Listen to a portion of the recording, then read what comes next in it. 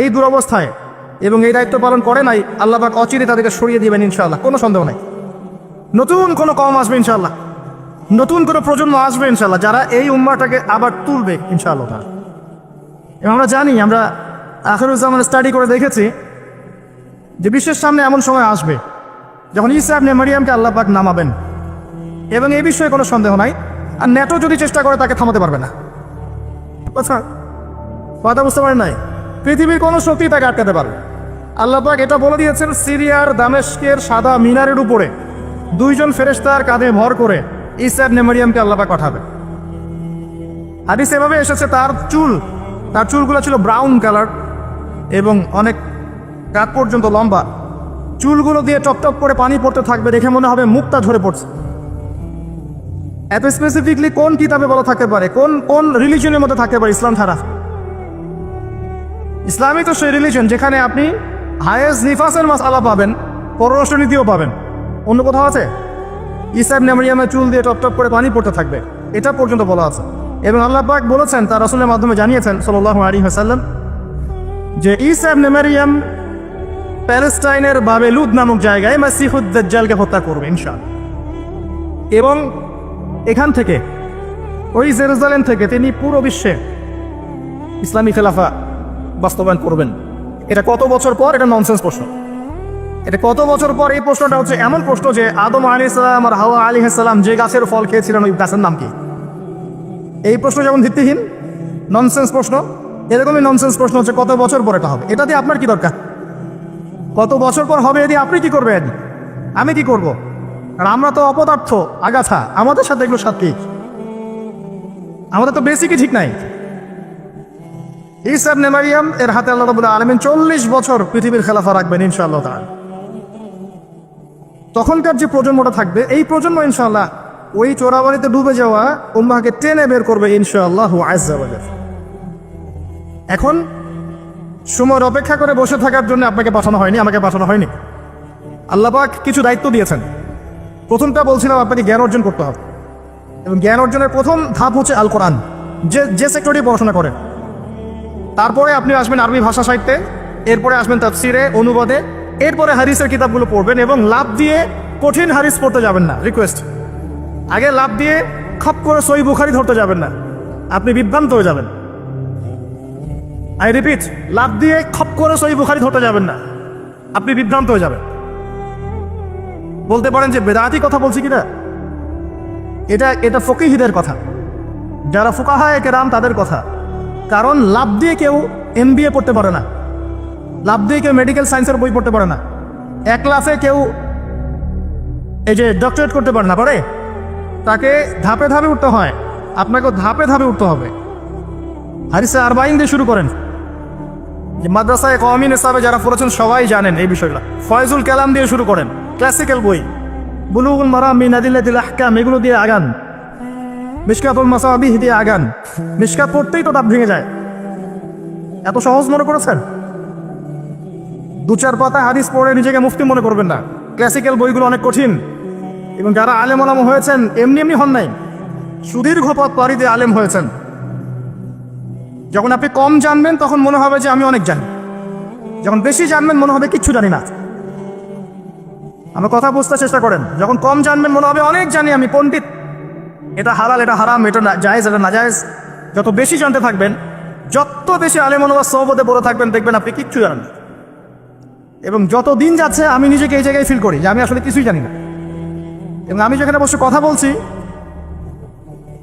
রাতের অন্ধকারে আমার কান্না আসে যে আমি যে এখানে বসে কথা বলছি, তাহলে উম্মার কি অবস্থা বোঝা আমার শেষ। কথা বুঝতে পারছেন না? এখানে বসা উচিত ছিল এমন মানুষের যাদের হাতে ইসলামের বিজয় হবে। সেখানে আমার মতো নগণ্য মানুষ বসে আছে, তার সাথে একটা ছবি তোলার জন্য মানুষ হুমড়ি খেয়ে পড়ছে। তারা চিন্তা করেন বাস্তবতা কি জিনিস। আল্লাহ পাক আমাদেরকে বুঝ দান করুক। প্রত্যেকটা ঘরে ঘরে একটা করে ইসমাইলের মতো ছেলে তৈরি করেন আলাইহিস সালাম। প্রত্যেকটা ঘরে ঘরে একটা ওমর এবং খালিদের মতো ছেলে তৈরি করেন। মারিয়াম, আয়েশা রাদিয়াল্লাহু আনহুমা তাদের মতো করে মেয়ে তৈরি করেন। আজকে থেকে 50 বছর পরে রেজাল্ট পাবেন ইনশাআল্লাহ। ইসলামের বিজয় হুট করে হবে না। আল্লাহ পাকের সিস্টেম, সুন্নাহ হচ্ছে আল্লাহ পাক হঠাৎ করে কিছু করেন না। রাত থেকে দিন হয়, ধীরে ধীরে হয়। দিন থেকে রাত হবে, ধীরে ধীরে হবে। ধাপ করে রাত হয় না, ধাপ করে দিন হয় না। আর আমরা এটা আশা করে বসে আছি যে ধাপ করে মনে হয় ইসলাম বিজয় হয়ে যাবে, জি না। ঈসা ইবনে মারিয়ামের সেই সময় আসতেও দেখবেন অনেক পর্যায়ে পার হবে, বিশ্ব এই অবস্থা থাকবে না, 1/3 মানুষই থাকবে না, ডেড। এবং কে জানে আগামী 10 বছরের মধ্যে নাও থাকতে পারে, আল্লাহু আ'লাম। যা শুরু হয়েছে বিশ্বে, যারা আমাদেরকে হিউম্যানিটি শিখাতো, এক সময় মানবতা শিখাতো, এরাই দেখবেন এখন অমানবিক আচরণ করছে। এটা ওপেন সিক্রেট। যারা আমাদেরকে মানবতা ধ্বজাধারী হয়ে আমাদেরকে মানবতা শেখায়, আমরা যদি বাধ্য হয়ে কারো কাছে বহির্বিশ্বের কাছে ঋণ চাই, আমাদেরকে নিয়ে ঠাট্টা মশকরা করে। আর এগুলো এখন সব মিডিয়াতে আসে, আমাদেরকে কিছু মনেই করে না। অ্যারোগেন্ট জাতি এ পশ্চিমারা। আল্লাহ পাক এমন কলিউশন লাগিয়ে দিবেন যে ওরা আপোষে মারামারি করে শেষ হয়ে যাবে, দেখে নিন। আল্লাহ পাক এমন কলিউশন লাগিয়ে দিবে যে পুরো ওই জায়গাটা ধসে যাবে। পৃথিবীর 3টা বড় বড় ভূমিকম্প বাকি আছে এখনো, তার মধ্যে একটা হবে পশ্চিমা বিশ্বে, আর একটা অবশ্য পূর্ব দিকে যেখানে আমরাও থাকি, আরেকটা হচ্ছে আমাদের আমিরুল মুমিনিনদের দেশে, দুবাই আরব কন্টিনেন্ট। তারা আমাদের এখন আমিরুল মুমিনিন না, অনেক মানুষ তাই মনে করে। যে আরবিতে কথা বললেই আমিরুল মুমিনিন, আবার একটু ঘষা মাজা করলেই আমিরুল মুমিনিন। সুবহানাল্লাহ। আপনি এক চোখ দিয়ে রেখেছেন, আপনার ভিতরের চোখ অন্ধ। ইসরায়েল পুরো জায়গা ক্যাপচার করে ফেলবে অচিরে ইনশাআল্লাহ তাআলা, নাকের ডগায় বসেই। এবং মুসলিমরা মেনেও নিবে সেগুলা, তার সাথে বন্ধুত্বও করে ফেলবে, এবং সে ডমিনেট করবে পুরো আরব বিশ্বকে।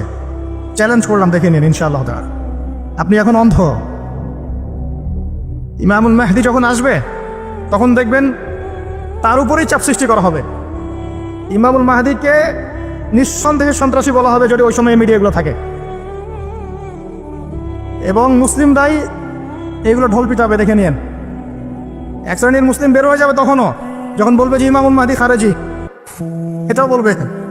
অপেক্ষা করতে থাকেন, জ্ঞান অর্জন করেন প্রিয় ভাই। হাদিসের কিতাবের কথা বলছিলাম, আগে বড় জায়গায় যায় না, মিশকাত শেষ করেন, আস্তে আস্তে ইবনে মাজায় যান, তিরমিজিতে যান, আবু দাউদ পড়েন, নাসাই পড়েন, পরে যান বুখারী মুসলিমে। তখন কি ইনশাআল্লাহ আপনি বুঝতে পারবেন। আর এই পড়াশোনা করবেন কোথায়? একা একা? বাজার থেকে যাব, পাবলিকেশন থেকে বই কিনবো, আরবি এবারত জবরজেদ প্রেস দিয়ে আছে, পড়বো, বাংলা অনুবাদ করবো, মুফতি হয়ে যাবো, তাই নাকি? শুকরান। কে বলেছেন কথাটা? শুকরান। ওস্তাদ লাগবে, ওস্তাদ লাগবে, ওস্তাদ। আর ওস্তাদ খুঁজতে গিয়ে সাম্প্রদায়িক হয় না যে আমি এই মাযহাব ফলো করি, এই মাযহাবের বাইরে কোনো ওস্তাদ নিব না, আমি এই দল করি, এই দলের বাইরে কোনো ওস্তাদ নিব না। তখন কি হবে? আপনি দলীয় সাম্প্রদায়িকতায় চলে যাবেন। আপনিও তখন মুকাল্লিদ হবেন। মানুষকে মুকাল্লিদ বলছেন, আপনি নিজেও তো মুকাল্লিদ। একজন আলেম বই লিখেছেন, ধরেন আমার হাতে একটা বই আছে, নামাজ শিক্ষার বই, কথার কথা। তো এখন এই বইটার মধ্যে তিনি কিছু দলিল দিয়েছেন, রেফারেন্স দিয়েছেন, নামাজকে সাবিত করেছেন, আপনি এখন সেটা ফলো করছেন। হাদিসের নাম্বারগুলো দেওয়া আছে, আপনি ফলো করছেন। ফলো করে বলছেন আমি গায়রে মুকাল্লিদ, তোমরা সবাই মুকাল্লিদ। এই যে বইটা তিনি লিখলেন, আপনি তো লেখককে ফলো করছেন, লেখক যা লিখেছেন তাই ফলো করছেন। অবশ্যই আপনিও তার মাযহাব মেনেছেন, তার মতে মানে নাই, মেনেছেন নাকি? আপনি প্রত্যেকটা হাদিসকে যাচাই বাছাই করে দেখেছেন কোনটা সহিহ কোনটা যঈফ, দেখেছেন? তাহলে আপনি তার মত মেনেছেন, আর মত মানতেই হচ্ছে। এই মতটুকু না মানলে তো আমি দিন বুঝতেই পারবো না। পারবো? আমরা কি সবাই স্কলার, মুস্তাহিদ? আমরা কি সবাই ইস্তেহাদ করার যোগ্যতা রাখি? তাহলে নিঃসন্দেহে এমন মানুষের কাছে যেতেই হবে যিনি ইস্তেহাদ করার যোগ্যতা রাখেন। তিনি যখন গবেষণা করে একটা ফতোয়া দিবেন, আমি সেই ফতোয়াটাকে সর্বোচ্চ আমার সাধ্য মতো মেলানোর চেষ্টা করতে পারি, এবং অন্যান্য আলেমদের কাছে শরণাপন্ন হতে পারি যে আপনারা এটার ব্যাপারে কি মত দিচ্ছেন। কিন্তু আমাকে তো সাধারণ মানুষ হিসেবে আলেম ওলামার কাছে যেতেই হচ্ছে এবং মাযহাব মানতেই হচ্ছে। বিষয়টা এমন নয় যে আমি সরাসরি কোরআন সুন্নাহকে মানতে পারি কি? কোরআন এবং সুন্নাহর প্রত্যেকটা জিনিস বোঝার সরাসরি যোগ্যতা আমার আছে? যদি না থাকে তাহলে মাধ্যম লাগে না? এই মাধ্যমটা কি নাজায়েজ? এই জায়গায় তো আমরা সমস্যায় ভুগছি। নিজে নিজে পণ্ডিত হয়ে যাই, আর নিজে নিজে বিভিন্ন দল উপদল খুলে বসে থাকি, মানুষকেও আহ্বান করতে থাকি, আর যে আমার আহ্বানে সাড়া দেয় না তাকে বলে দিই তুমি খারাজি। আল্লাহ পাক আমাদেরকে বোঝার তৌফিক দান করে। উস্তাদ লাগবে, ওস্তাদ। তৃতীয় জিনিসটা হচ্ছে আপনি পড়াশোনা করবেন আলেম ওলামার সোহবতে গিয়ে, এবং এই পড়াশোনাটা একা একা করতে পারবেন না। আপনি তাদের কাছে যাবেন, আরবির ক্লাসিক্যাল বইগুলো পড়বেন। এটা শুধু পড়ার জন্য নয়, বরং তাদের সোহবত থেকে, চরিত্র থেকে জ্ঞান শেখার জন্য। আমরা কথাটা বোঝার চেষ্টা করি। আপনি যখন একটা মানুষের সাথে ওঠা বসা করবেন, তার চরিত্র দেখে আপনি সুন্নত শিখতে পারবেন। বের হয়ে যাবে তখনও, যখন বলবে যে ইমামুল মাহদী খারেজি, এটাও বলবে। অপেক্ষা করতে থাকেন, জ্ঞান অর্জন করেন প্রিয় ভাই। হাদিসের কিতাবের কথা বলছিলাম, আগে বড় জায়গায় যায় না, নিষ্কাত শেষ করেন, আস্তে আস্তে ইবনে মাজায় যান, তিরমিজিতে যান, আবু দাউদ পড়েন, নাসাই পড়েন, পরে যান বুখারী মুসলিমে। তখন কি ইনশাআল্লাহ আপনি বুঝতে পারবেন। আর এই পড়াশোনা করবেন কোথায়? একা একা? বাজার থেকে যাব, পাবলিকেশন থেকে বই কিনবো, আরবি এবার জবরজেদ পেশ দিয়ে আছে, পড়বো, বাংলা অনুবাদ করবো, মুফতি হয়ে যাবো, তাই নাকি? শুকরান। কে বলেছেন কথাটা? শুকরান। ওস্তাদ লাগবে, ওস্তাদ, ওস্তাদ লাগবে, ওস্তাদ। আর ওস্তাদ খুঁজতে গিয়ে সাম্প্রদায়িক হয় না যে আমি এই মাযহাব ফলো করি, এই মাযহাবের বাইরে কোনো ওস্তাদ নিব না, আমি এই দল করি, এই দলের বাইরে কোনো ওস্তাদ নিব না। তখন কি হবে? আপনি দলীয় সাম্প্রদায়িকতায় চলে যাবেন। আপনিও তখন মুকাল্লিদ হবেন। মানুষকে মুকাল্লিদ বলছেন, আপনি নিজেও তো মুকাল্লিদ।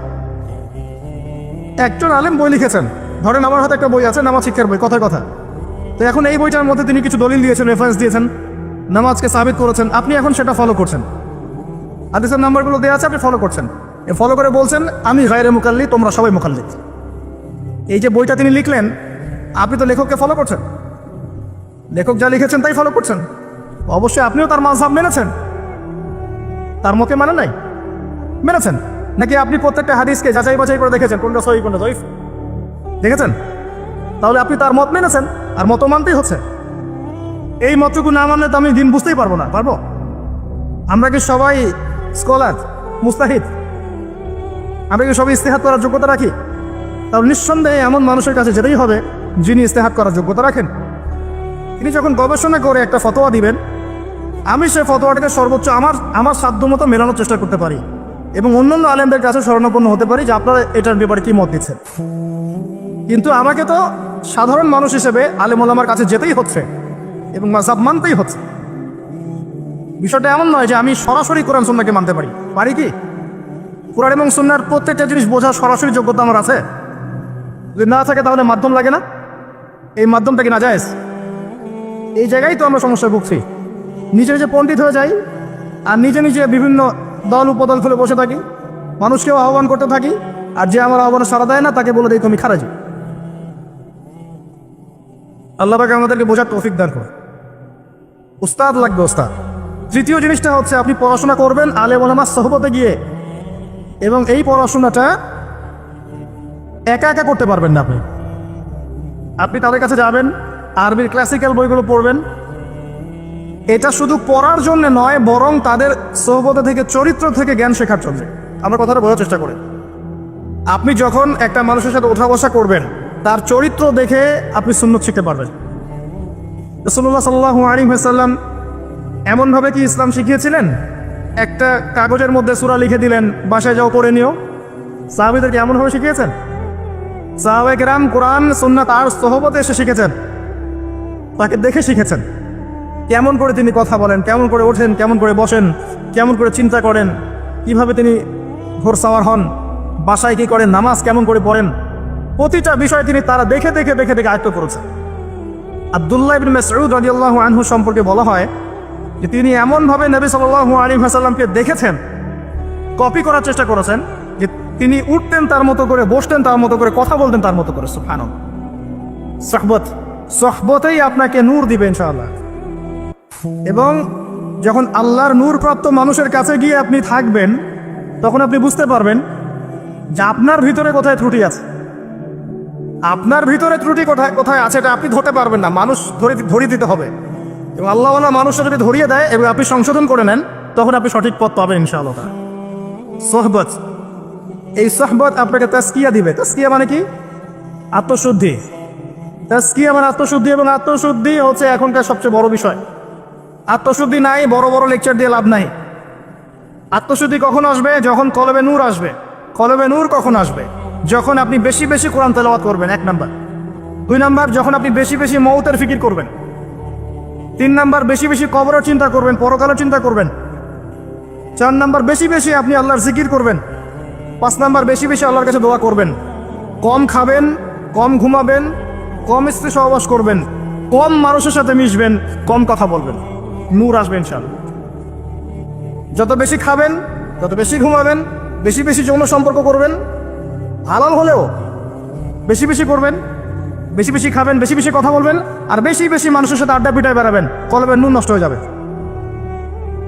এগুলো হালালের মধ্যে। আর হারাম যদি হয়, মদ পান করেন, জেনা করেন, ব্লু ফিল্মস দেখেন, পর্নোগ্রাফি দেখেন, মেয়েদের সাথে ডেটিং করেন, ফ্রি মিক্সিং করেন, আবিজাবি, তাহলে তো নূরের কোনো প্রশ্নই নাই, নূরের সাথে আপনার কোনো সম্পর্কই নাই। তো এগুলোর পরেও আরো বিষয় আছে। এগুলোর পরের বিষয় হচ্ছে কলব থেকে কয়েকটা বিষয় দূর করতে হবে। আবার 1 নাম্বার দুনিয়ার প্রেম। দুনিয়ার প্রেম দূর করতে হবে। দুনিয়াতে থাকতে হবে মুসাফিরের মতো, সকালে আছেন সন্ধ্যার গ্যারান্টি নাই, সন্ধ্যায় আছেন সকালের গ্যারান্টি নাই। দুনিয়াতে মুসাফিরের মতো দুনিয়ার প্রেম দূর করতে হবে। 2 নাম্বার, মনের মধ্যে হিংসা রাখা যাবে না। কি রাখা যাবে না? যেটা রাখা আমাদের এখন ফরজ। এই হিংসা রাখা এখন মুসলিমদের ফরজ হয়ে গেছে। হিংসা না করলে পেটের ভাতটুকু হজম হয় না। কারো রাইজিং দেখলেই, একটু রাইজিং দেখলেই হিংসা। হিংসা রাখা যাবে না। 3 নাম্বার, আত্ম অহংকার রাখা যাবে না, ইগো রাখা যাবে না, লৌকিকতা রাখা যাবে না, রিয়া প্রদর্শন করা যাবে না, এবং ওই যে গীবত, তুহমত, অপবাদে যে অপসংস্কৃতি আছে, এগুলো থেকে দূরে থাকতে হবে। ইনশাআল্লাহ তাআলা আল্লাহর নূর আপনার কলবে আসবে ইনশাআল্লাহ।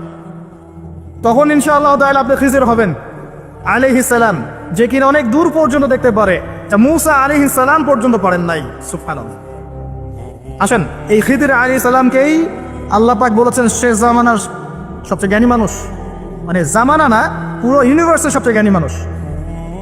মূসা আলাইহিস সালাম বলেছিলেন আমার চেয়ে জ্ঞানী কেউ নেই, আল্লাহ পাক বলেছেন খিজির আছে। শেষ জামানার সূরা আল কাহফ, এর মধ্যে তার কথা আছে।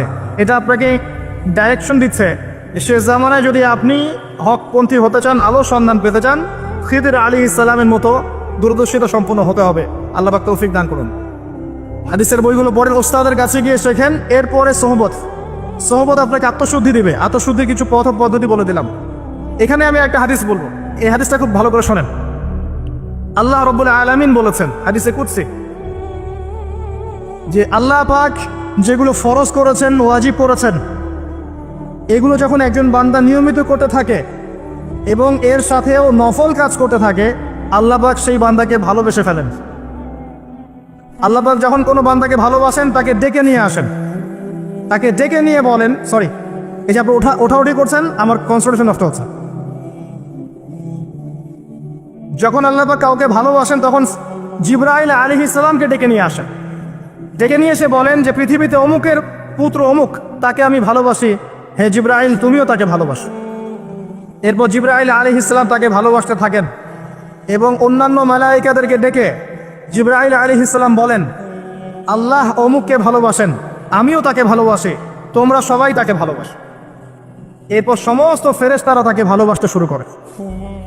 এরপর ফেরেশতা মণ্ডলী পৃথিবীতে আসেন, এসে দুনিয়াবাসীকে উদ্দেশ্য করে বলেন যে অমুকের পুত্র অমুককে আল্লাহ ভালোবাসেন, জিবরাইল ভালোবাসে, আমরা ভালোবাসি, তোমরা সবাই তাকে ভালোবাসো। এরপর দুনিয়ার মানুষদের কাছে তার মর্যাদা বাড়িয়ে দেওয়া হয়, তার দিকে মানুষের মনকে ঘুরিয়ে দেওয়া হয় এবং তার প্রতি মানুষের ভালোবাসা সৃষ্টি করে দেওয়া হয়। আল্লাহ পাকের নূর যখন আপনার ভিতরে আসবে, ইনশাআল্লাহ দেখবেন আল্লাহ রাব্বুল আলামিন আপনার হাতে তার দিনের পতাকা দিবেন ইনশাআল্লাহু আযজা ওয়া জাল্লা। তাজকিয়ার প্রয়োজন, তাজকিয়া না আসলে নূর আসবে না। লাভ নাই ভাই, প্রচুর ইবাদত বন্দেগী করে মনের মধ্যে অহংকার রেখে কোনো লাভ নাই। অনেক কিছু করছেন, নিজেকে মনে করছেন আপনি সুপিরিয়র, অন্যরা সব ককরোচ, আপনি জান্নাতের ডিলার, লাভ নাই। ইবলিসের আকীদা এটা ইবলিসের আকীদা, খলাকতানি মিন নার ওয়া খলাকতাহু মিন তিন। এখন যারা ইসলামের বিপক্ষে আছে, তাদের মধ্যে থেকে আল্লাহ পাক খালিদ এবং ওমর রাদিয়াল্লাহু আনহুর মতো সাহাবী বের করতে পারেন। আল্লাহ পাকের সুন্নাহ বোঝা খুব দুষ্কর। যাকে আপনি তুচ্ছ করছেন, আল্লাহ পাক তাকে হেদায়েত দিয়ে আপনার চেয়ে বড় জায়গায় নিয়ে যেতে পারেন। যাকে আপনি বড় কাফের মনে করছেন, আল্লাহ পাক কাল তাকে হেদায়েত দিয়ে ইসলামের খেদমত করাতে পারেন। আবার আল্লাহ পাক আপনাকে, যিনি 5 ওয়াক্ত নামাজ পড়ছেন, রোজা রাখছেন, আপনাকে পথভ্রষ্ট করে দিয়ে জাহান্নামে নিতে পারেন। অতএব আত্ম অহংকারের কোনো সুযোগ নাই, তাজকিয়া দরকার। কদ আফলাহা মান যাক্কাহা ওয়া কদ খাবা মান দাসাহা।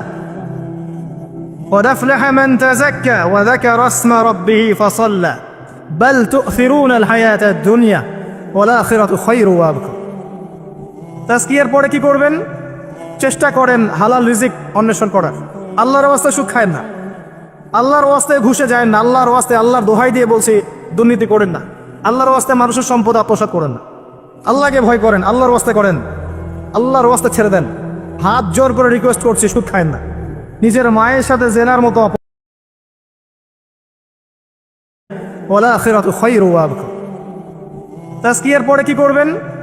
চেষ্টা করেন হালাল রিজিক অন্বেষণ করার। আল্লাহর ওয়াস্তে সুদ খায়েন না, আল্লাহর ওয়াস্তে ঘুষে যায় না, আল্লাহর ওয়াস্তে আল্লাহর দোহাই দিয়ে বলছি দুর্নীতি করেন না, আল্লাহর ওয়াস্তে মানুষের সম্পদ আত্মসাৎ করেন না, আল্লাহকে ভয় করেন, আল্লাহর ওয়াস্তে করেন, আল্লাহর ওয়াস্তে ছেড়ে দেন। হাত জোর করে রিকোয়েস্ট করছি, সুদ খায়েন না। নিজের মায়ের সাথে জেনার মতো অপরাধ, নিজের মায়ের সাথে জেনার মতো অপরাধ, এটা আমার কথা নয়, এটা মুহাম্মদ সাল্লাল্লাহু আলাইহি ওয়াসাল্লামের কথা। যাকে কবরে আপনাকে দেখানো হবে, যিনি আপনার জন্য সুপারিশ করবেন কাল কিয়ামতের মাঠে, যিনি আপনার জন্য হাউজে কাউসারের পানি নিয়ে দাঁড়িয়ে থাকবেন, আপনার উসওয়াতুল হাসানা, সেই মুহাম্মদ সাল্লাল্লাহু আলাইহি ওয়াসাল্লামের কথা। সুদ খেও না। এর সর্বনিম্ন পাপ নিজের মাকে বিয়ে করা, নিজের মায়ের সাথে জেনা করা। কেউ যদি এই সমাজে নিজের মায়ের সাথে জেনা করে থাকে, কালকে সকালে রাস্তায় বের হয়, আপনি চাইবেন তাকে রজম করে মেরে ফেলতে, চাইবেন না? এই কাজ দিব্যি আমরা করছি। সর্বোচ্চ পাপ সুদের, আল্লাহ এবং তার রাসূলের সাথে যুদ্ধ করা। অনেক দিন আয়াতটা বলেছি, আবারও বলছি, শোনেন। কারণ কিছু মানুষের কানে ঢুকতেই চায় না কথা। আল্লাহ পাক বলেছেন, ইয়া আইয়ুহাল্লাযীনা আমানু, হে মুমিনগণ, ইত্তাকুল্লাহ, আল্লাহকে ভয় করো।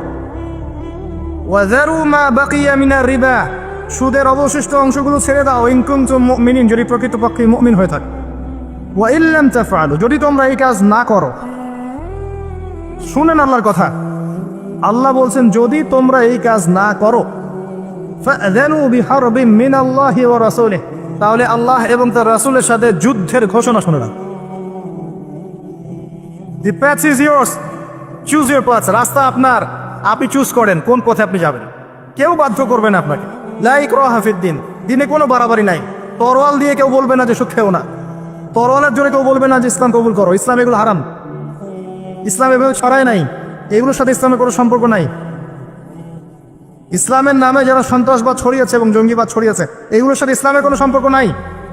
ইসলাম বাধ্য করবেন আপনাকে, কিন্তু আপনি রাস্তা ওয়াহাদাইনা হুন্নাজদাইন, দুইটা পথ আমি দেখিয়ে দিয়েছি, আপনি একটা চুজ করেন।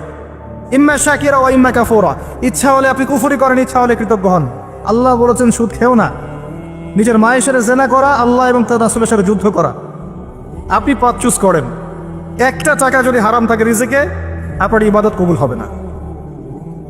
সে যেই হোক, দাড়ি টুপি পাগড়ি জুব্বাওয়ালা মানুষও যদি সুদ খায়, জায়েজ হয়ে যাবে না। পৃথিবীর সমস্ত মানুষ যদি ভোটাভুটি করে যে সুদ হালাল, হালাল হয়ে যাবে না। পরিবারের হালাল রিজিকের ব্যবস্থা করেন। অনেক মানুষ দেখা হয়, কথা হয়, মেসেঞ্জারে টেক্সট করে, হোয়াটসঅ্যাপে নক করে, যে বড় চাকরি করতো, 60,000 70,000 80,000 টাকা বেতন পেত, তখন রিজিকে বরকত ছিল না, ছেড়ে দিয়েছে, চায়ের দোকান দিয়েছে, এখন রিজিকে বরকত আছে। আজকে একজনের সাথে দেখা হয়েছে, তিনি ইউএস বাংলা এয়ারলাইন্সে কাজ করেন। আমাকে বলছেন, ভাই, মুরব্বী মানুষ, আমার পরিবারের সদস্য সংখ্যা বেশি ছিল, হারাম জবে ছিলাম, সুদ খেতাম, সুদী এনজিওতে কাজ করেছি, আপনার লেকচার শুনেছি, আলহামদুলিল্লাহ, আল্লাহ পাক শুনিয়েছেন তাকে, এখানে আমার কোনো ক্রেডিট নাই, তিনি ছেড়ে দিয়েছেন, এখন এখানে কাজ করেন। আমি বললাম, পরিবারে কি কোনো সমস্যা হয়, রিজিকে বরকত আছে না? তিনি বলছেন, এখন বারাকার শেষ নাই। বলছে, কেউ অসুস্থ হয় না পরিবার আমার এখন, আগে ডেইলি অসুস্থ হতো। আমার টাকা চুরি চামারি হয় না, আগে আমার টাকা আত্মসাৎ হয়েছে। বরকত কি জিনিস আপনাকে বুঝাই, বরকত চোখে দেখা যায় না।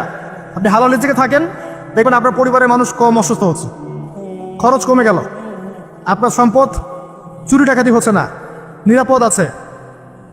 আপনার অল্প রিজিক আল্লাহ রহমত বরকত ঢেলে দিলেন, অল্প খেয়ে আপনি তৃপ্ত, মেডিসিনে খরচ নাই, অসুস্থতার খরচ নাই, আজে বাজে কোনো খরচ নাই, কারণ আপনি হারাম খাচ্ছেন না।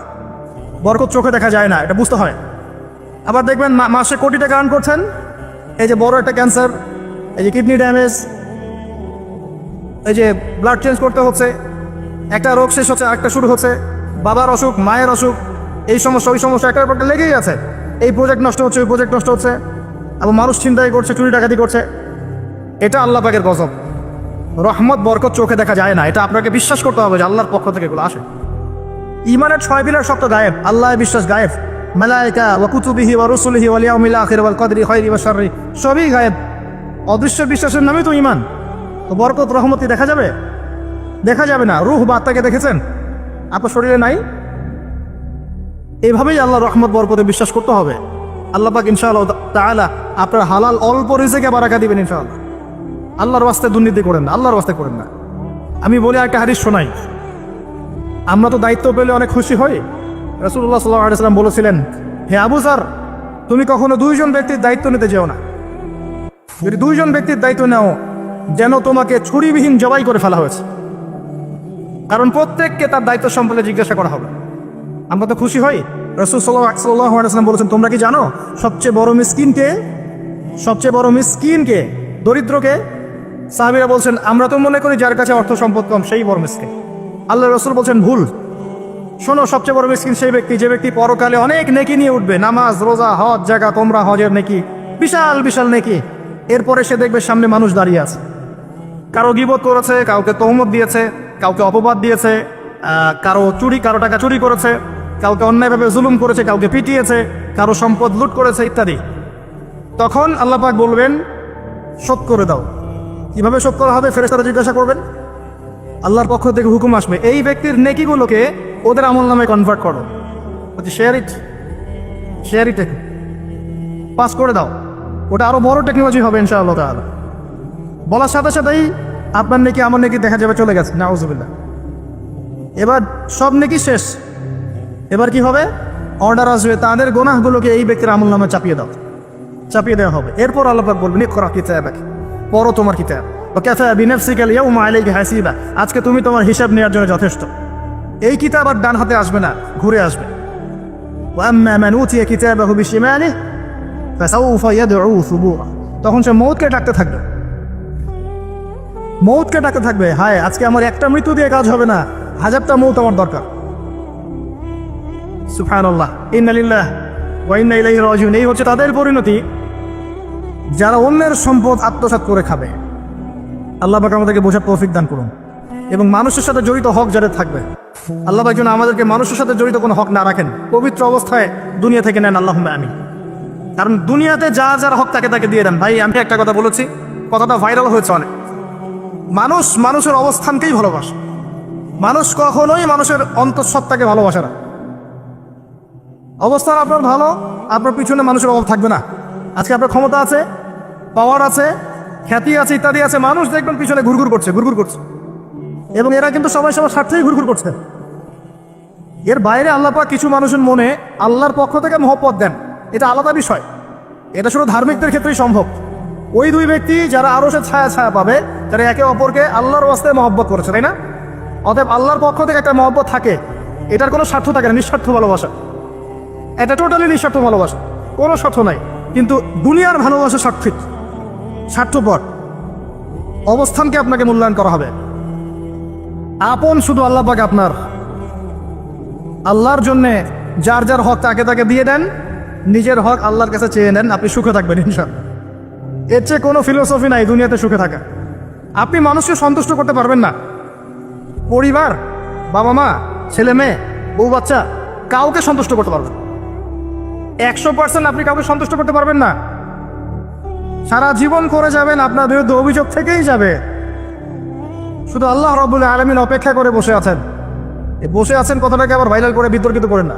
এই বসে আছেন বুঝিয়েছে আল্লাহ তাকে অপেক্ষা করছেন। মুশকিল মিডিয়ার সামনে কথা বলবো একটা তালগোল বাজিয়ে বানাবে আরেকটা। এই কারণে আমি মিডিয়া এখন পছন্দ করি না। প্রয়োজনে আমি মাঠে ময়দানে জুমার খুতবা দিব, আমার কোনো দরকার নেই মিডিয়া, কোনো প্রয়োজন নেই আমার। কিছু অফিসিয়াল দেখা হয়েছে এই কারণে, যাতে এই কথাগুলো এর মধ্যে ভালোটুকু মানুষের কাছে পৌঁছে যায়, খারাপটুকু আমরা মুছে ফেলে দিই। আমার খারাপের দরকার নাই। আর এগুলো করে মানুষের ক্ষতি করেছে আমরা অনেক। দিন দিন আলেম আমাদের সংখ্যা এই বাংলার মাটি থেকে কমে গেছে। যে কথাটা বলছিলাম, হক দিয়ে দেন, আপনি আপনার হক আল্লাহর কাছে চেয়ে নেন। মানুষকে আপনি সুখী করতে পারবেন না। আল্লাহ পাক অপেক্ষা করছেন আপনার জন্য। আপনি কখন তওবা করে তার দিকে ফিরে আসবেন, দিন আল্লাহ পাক